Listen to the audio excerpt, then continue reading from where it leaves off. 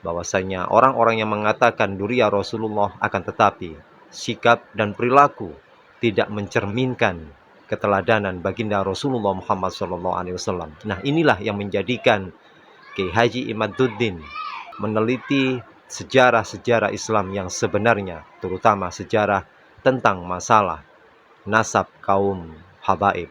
Assalamualaikum warahmatullahi wabarakatuh. Sahabat pecinta channel Cinta Tasbih yang dirahmati Allah Subhanahu wa taala. Alhamdulillah kita bisa berjumpa kembali di channel Cinta Tasbih ini. Semoga selalu dalam keberkahan dan lindungan Allah Subhanahu wa taala. Amin ya rabbal alamin. Ada sebuah video yang sangat viral kembali, yaitu pencerahan dari Habib Taufik, di mana Habib Taufik memberikan penjelasan tentang masalah nasab kaum habaib, di mana beliau di salah satu pengajian majelis beliau ada salah satu jamaah yang menanyakan tentang beredarnya permasalahan tentang masalah nasab kaum Ba'alawi. Dan disitulah Habib Taufik memberikan pencerahan kepada jamaahnya tentang keabsahan masalah nasab kaum habaib. Bagaimana pertanyaan dari salah satu jamaah tersebut? Marilah kita simak video berikut ini. Assalamualaikum warahmatullahi wabarakatuh. Assalamualaikum warahmatullahi wabarakatuh. Afwan Habib, mohon izin sebelumnya kami ingin menyampaikan. Saat ini saya juga mohon maaf, mungkin pertanyaan saya ini agak lancang Habib. Sekarang kita dihadapkan dengan berbagai macam fitnah. Salah satunya adalah ada orang atau golongan yang ingin mengkaburkan, bahkan mengibtol nasab dzurriyyah, dan ini sangat ramai sekali dibicarakan sekarang Habib. Cara-cara yang mereka lakukan itu ada yang melalui pendekatan sejarah dengan mengkaji ulang sejarah, terutama terkait para habaib di Indonesia. Juga ada yang melakukan kajian ilmiah dengan bertendensi pada kitab nasab mulai dari abad ke-5 sampai ke-10 Hijriah.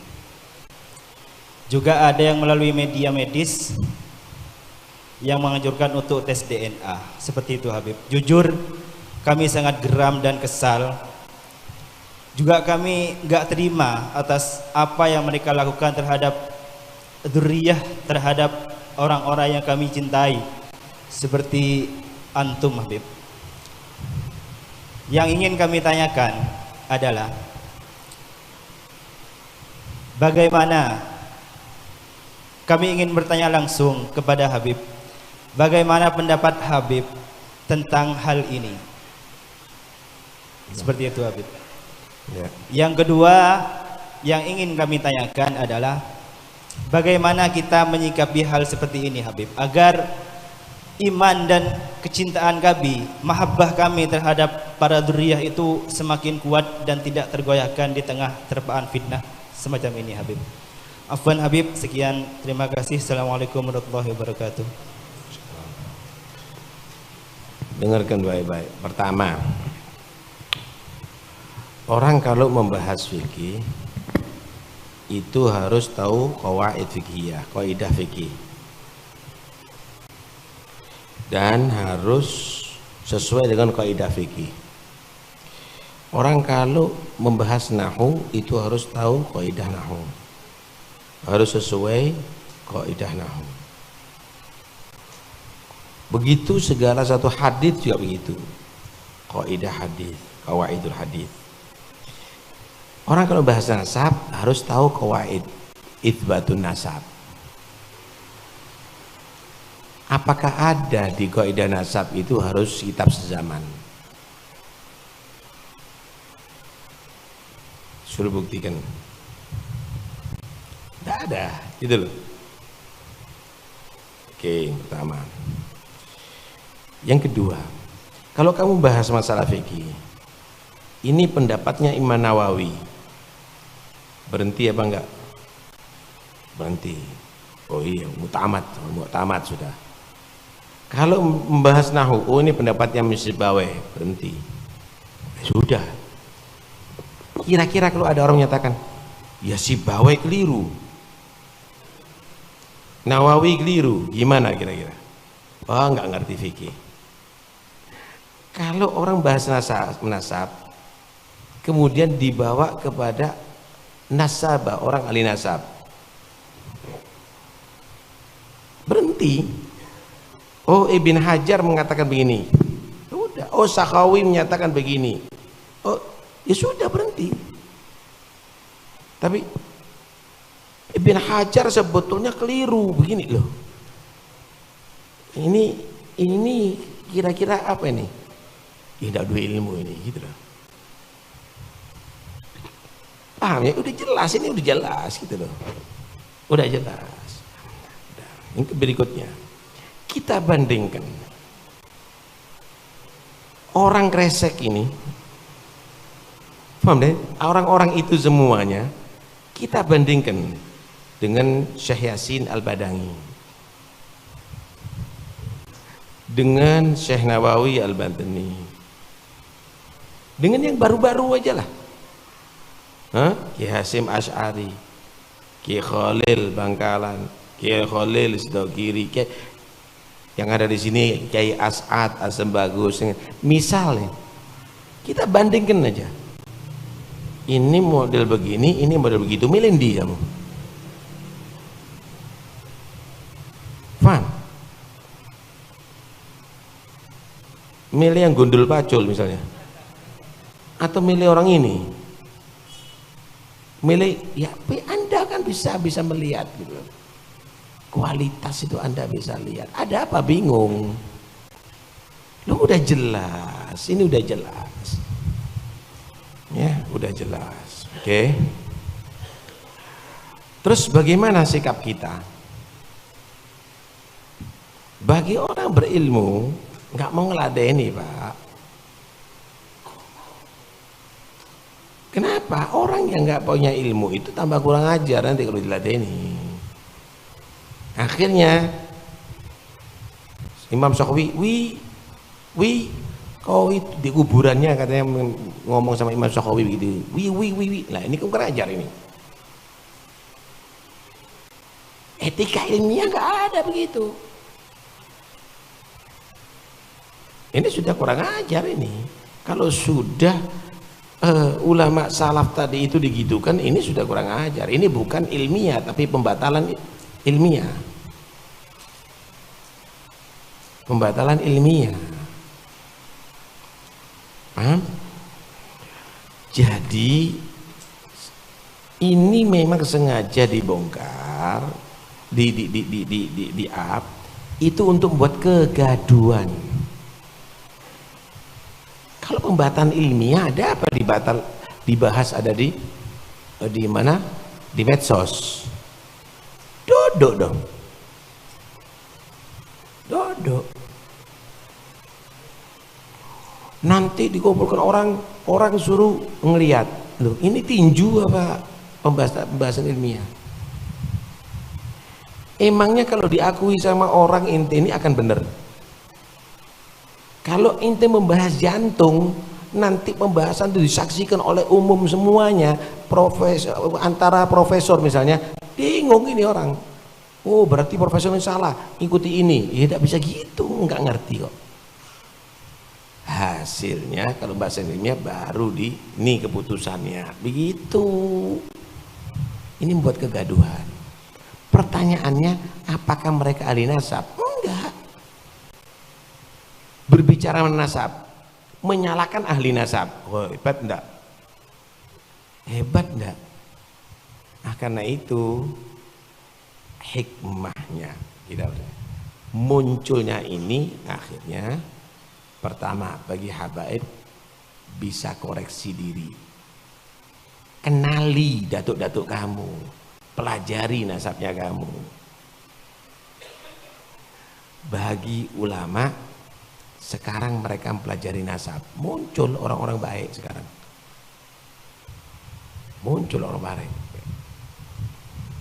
Bagi santri belajar bentar lagi akan keluar buku, menerangkan semuanya syubhat daripada orang-orang yang tidak bertanggung jawab ini. Nanti kelihatan nanti bodohnya,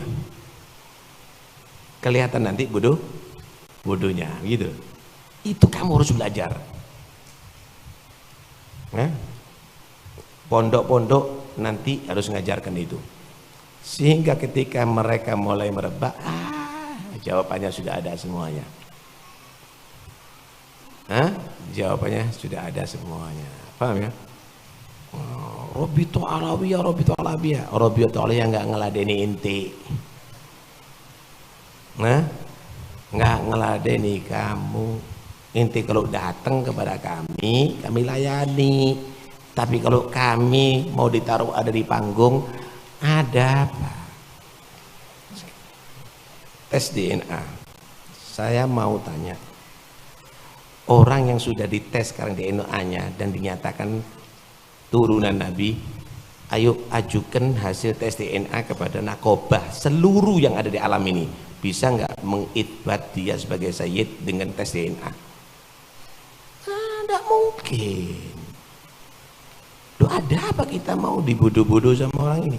Akhirnya yang ngithbat nasab sugeng nanti. Bukan nagib lagi. Apa ini? Kebodohan apa ini?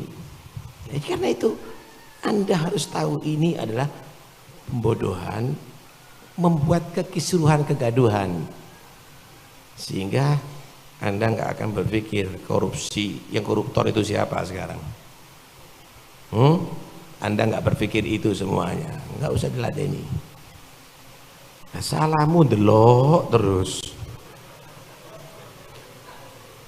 Cari pengajian-pengajian yang manfaat. Ono opo?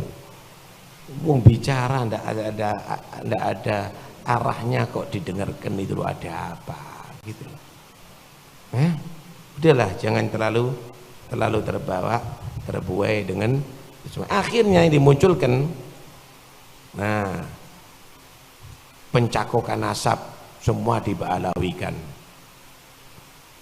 Dengarkan baik-baik, siapapun yang ngaku Ba'alawi kalau tidak diithbat oleh Robito Alawiyah jangan dipercaya. Paham ya? Ba'alawi ya, kalau bukan Ba'alawi itu bukan tanggung jawabnya kita. Paham ya? Di Ponorogo itu Ba'alawi, Imam Bonjol itu Ba'alawi. Ada nggak bukti dari Robito bahwa ini adalah Ba'alawi? Kalau enggak, ya sudah, omongan orang itu. Lo ada apa omongan orang dibuat dalil ini adalah memba'awalikan orang pribumi. Apa ini? Ini kan bodoh gitu loh. Siapa yang balikan itu ada dari Robito? Enggak. Terus apa kekuatan kamu? Katanya ini, katanya itu. Lu katanya ini buat dalil itu gimana sih? Gitu. Apalagi yang berkata-kata adalah bukan orang yang pinter, bukan ahli nasab, arek ciri di kayak serban. Lah kan repot ini kalau sudah begini. Karena itu jangan berbicara sesuai kapasitasnya. Gak ngerti nasab, ojo bicara nasab. Kalau gak berarti fikih, jangan berarti fikih. Wis nasihato, orang ngajaan sholat berjamaah, ajaan itu. Udah, jangan melebihi kapasitasnya kalau berbicara. Lah yang buat dalil tidak beres juga. Yang buat dalil tidak beres juga. Kuburan dipasukan sing masuno itu sopo. Akhirnya dirobohkan gara-gara kuburan ini dianggap Ba'alawi, dirobohkan. Sekarang ada yang menuntut enggak yang dirobohkan? Ada keluarganya yang marah? Ada namanya? Dan dua keluarga. Lho sing nyata iki sopo? Lah banyak kuburan as-sayyid ini, as-sayyid itu. Kita sendiri nggak tahu. Kalau ditanya, bener tak ada kuburan sayyid ada di sini? Nggak tahu. Nggak tercatat kok di sini. Di Robito nggak tercatat, selesai. Terus apa yang mensyahidkan? Ini adalah memba'alawikan kuburan-kuburan. Sing ba'alawin aku sopo? Saya nggak paham.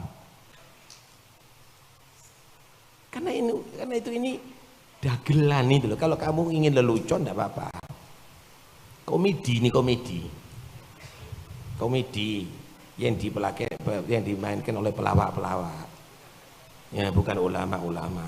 Ya, ulama-ulama ya sudah jelas kembalinya. Ada apa? Ya, kita ini punya ulama-ulama besar kok. Indonesia ini Pak, ulama-ulama itu hebat-hebat diakui sama dunia. Saya waktu ada di Siwun, waktu itu ada Akhi Hussein masuk perpustakaan, ada satu kitab khusus karangan ulama Indonesia yang dibaca di sana. Ada satu lemari khusus, semuanya kitab ulama Indonesia yang dibaca ada di sana.